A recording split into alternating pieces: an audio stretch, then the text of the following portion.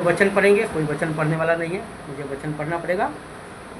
एक स्त्री थी जिसको 12 साल से लहू बहने की रोग थी। उसने बहुत वैद्यों से बड़ा दुख उठाया और अपना सारा माल व्यर्थ करने में ही उसने कुछ लाभ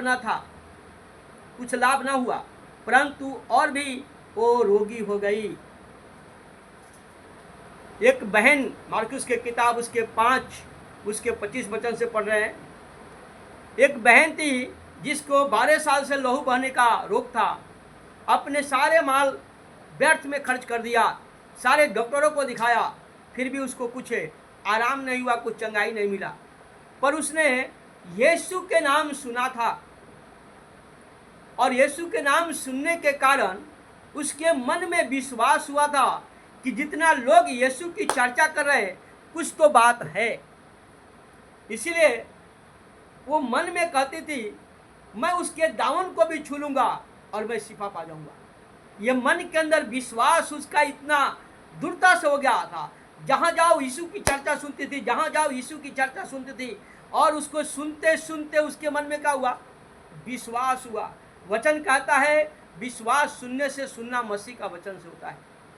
और उस बहन का इतना विश्वास हो गया था कि उसने कहा यीशु के दामन को छू लूंगी और मैं चंगा हो जाऊंगी। उसके नीचे के 2-3 वचन में लिखा हुआ है, उसके 27 में 28 में लिखा हुआ है, वो मन में कहती थी, और जब भीड़ उसके सामने से होकर जा रही थी और लोग चिल्ला रहे थे, और उसने कहा मैं भीड़ में जाकर उसके दामन को छू लूंगी। और वो कितने पुरुष लोग थे, कोई स्त्री नहीं थी।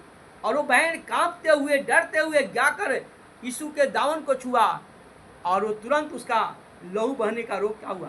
शिफा पा गई। वो बंद हो गया उस समय।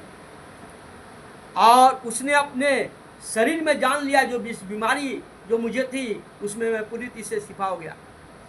यीशु ठहर गया और देखा चारों तरफ, कोई नजर नहीं आया। तो उसने कहा मुझे किसी ने छुआ है। इस पर पतरस याकूब कह रहा है, प्रभु तू तो जानता है सारा भीड़ तुझ पर गिरता है और तू बोलता है छूता है, सारा भीड़ तुझे छू रहा है। बोलता नहीं, मुझे किसी ने छुआ है।